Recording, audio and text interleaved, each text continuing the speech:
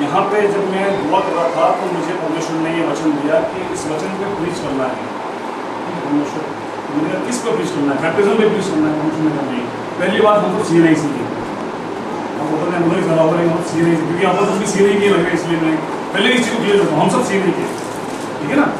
तो मैंने कहा यीशु मसीह बैप्टिज्म पे प्रीच करना है, यीशु मसीह नहीं बैप्टिज्म पे प्रीच करना है। फिर मैंने कहा यीशु मसीह ये तो बैप्टिज्म के इसमें मुझे परमेश्वर ने बताया कि नहीं, प्रभु का मार्ग तैयार हो। जब जॉन द बैप्टिस्ट बैप्टिज्म दे रहे थे, यहाँ पे आप पढ़ेंगे कि लोग अपने पापों को मानकर बैप्टिज्म देते थे, उनके पाप माफ हो रहे थे। यहाँ पे साफ लिखा है कि वो उनको परमेश्वर ने उनको इसलिए भेजा कि वो लोगों के पाप क्षमा का बैप्टिज्म दे, मन फिराव का बैप्टिज्म दे। क्योंकि जब तक मन नहीं फिरेगा तब तक हमारा प्रभु का मार्ग हम तैयार नहीं कर सकते हैं।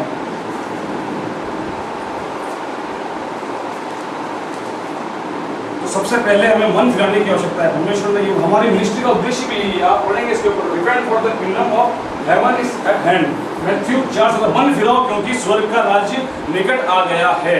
तो हमको सबको मन फिराना बहुत जरूरी है।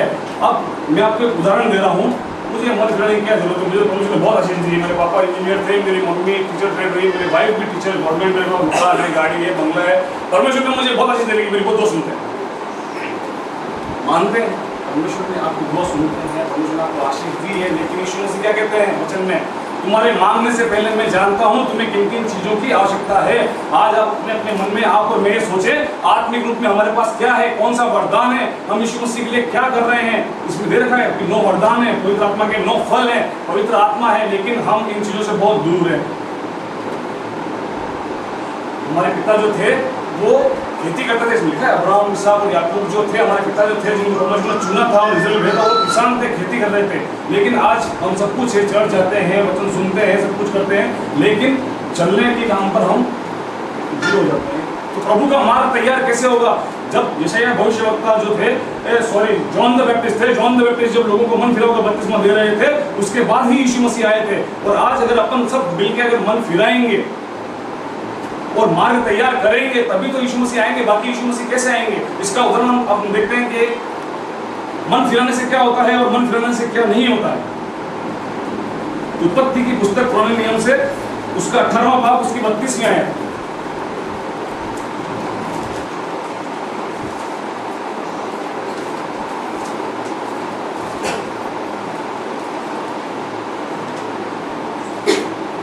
परमेश्वर के वचन से पढ़ेंगे उत्पत्ति की किताब, उसका 18वां अध्याय, उसका 32वां पद। फिर उसने कहा, हे प्रभु क्रोध न कर, मैं एक ही बात और कहूँगा, कदाचित उसमें 10 मिले।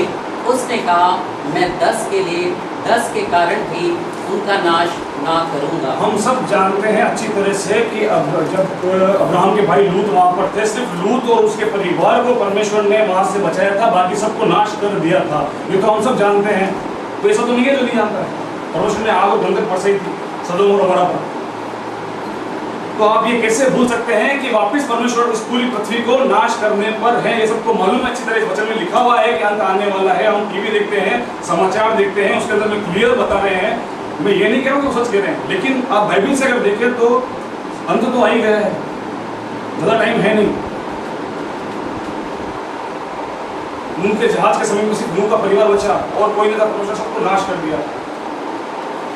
लेकिन अगर हम मन फिराएंगे तो क्या होगा? हम पढ़ेंगे यूना नबी की पुस्तक, उसका 3रा बाब, उसकी 10वीं आयत के अंदर में, जब तो यूना नबी की किताब, उसका 3रा अध्याय, उसका 10वां पद। यूना नबी की किताब पुराने नियम से, उसका 3रा अध्याय, उसका 10वां पद। यहाँ पर परमेश्वर के वचन में लिखा है, जब परमेश्वर ने उनके कामों को देखा कि वे कुकर्म से फिर रहे हैं, तब परमेश्वर ने अपनी इच्छा बदल दी और जो हानि करने की ठानी थी उसको ना किया। जब नीनवे नगर के अंदर में प्रचार किया गया तो लोगों ने मन फिराया, ऐसा लिखा है बाइबल के अंदर। और जब उन्होंने मन फिराया तो परमेश्वर ने उनकी हानि करने से उनकी इच्छा बदल दी, परमेश्वर ने उनकी हानि नहीं की। तो आज परमेश्वर हमसे यही कह रहे हैं, आज यीशु मसीह हमसे यही कह रहे हैं कि मन फिराओ, क्योंकि पृथ्वी को नाश करेंगे ही करेंगे, वो सब जानते हैं। लेकिन उसमें लिखा है 2 में से 1 उठा ले जाएगा। आप अपन कैसे कह सकते हैं कि मैं उठा ले जाऊंगा? हो सकता है कि उठले जाए, मैं नहीं उठाया जाऊँ, क्योंकि मैंने मन नहीं फिराया, मैंने अपने पापों को नहीं माना, मैंने यीशु मसीह का प्रचार नहीं किया।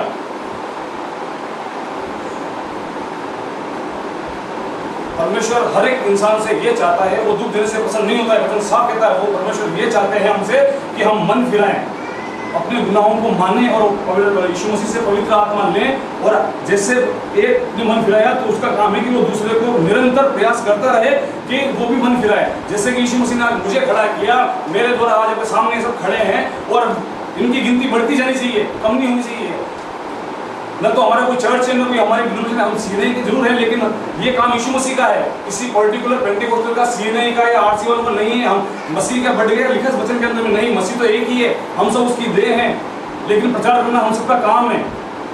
आज हमने से कितने जने प्रचार कर रहे हैं, कितने जने यीशु मसीह का मार्ग तैयार कर रहे हैं, या कितने जने हमारे हम अपने गुनाह मानते हैं, सवाल नहीं वो करें, हम तो करते हैं, हम विश्वास करते हैं, यीशु मसीह करते हैं, सब कुछ है, लेकिन क्या हमारे पास पवित्र आत्मा है, क्या हमारे पास वरदान है, और क्या हम यीशु मसीह के लिए कुछ कार्य कर रहे हैं?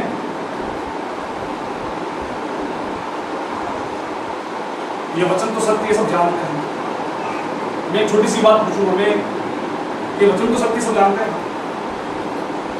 इसे पढ़ेंगे हम याकूब की पत्री, उसका 5वां अध्याय 14-15 है।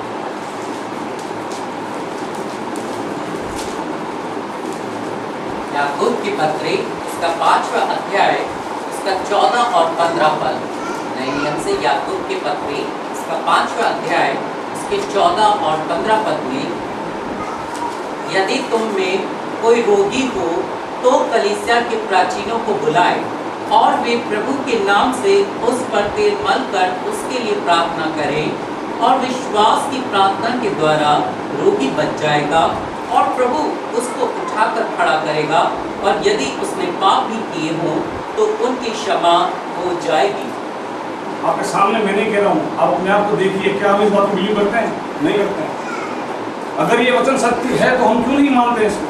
हमें मानना चाहिए, ये हमारी गलती है, हमें मानना चाहिए कि हम इसमें बहुत सी बातें ऐसी जिसको लिखी हुई है हम नहीं मानते।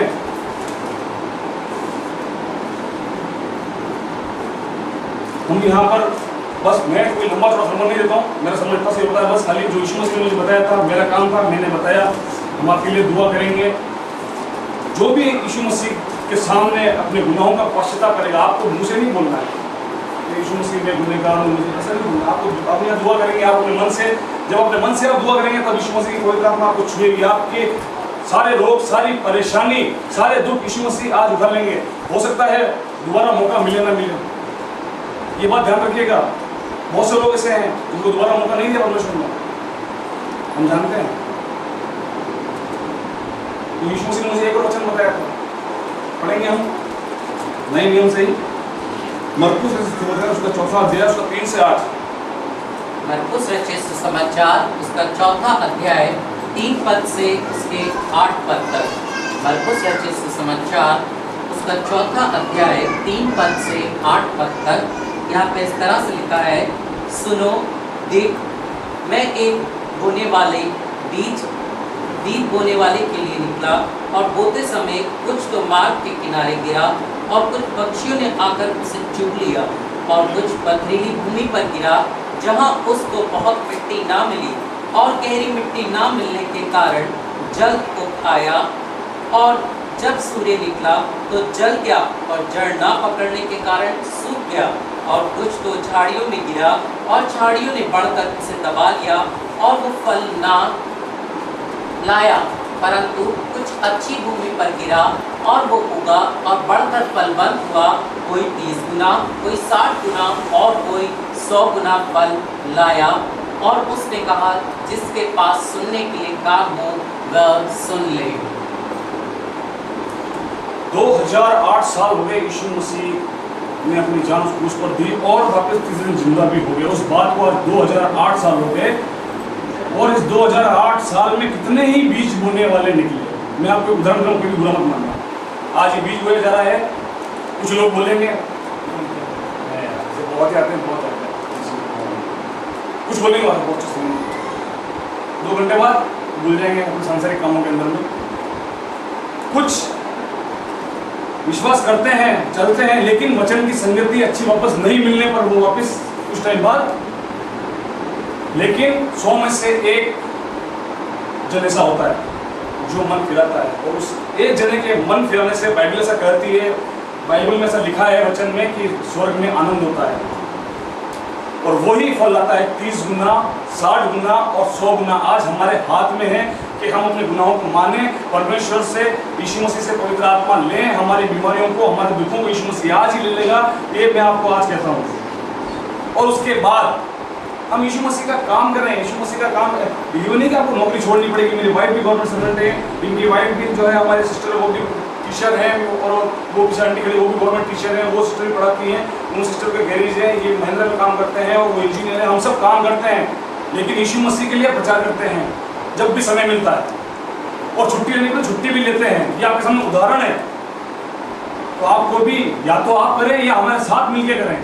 आपको यूं नहीं कि हमारे साथ मिलकर करें, आप भी कर सकते हैं, क्यों नहीं करते हैं?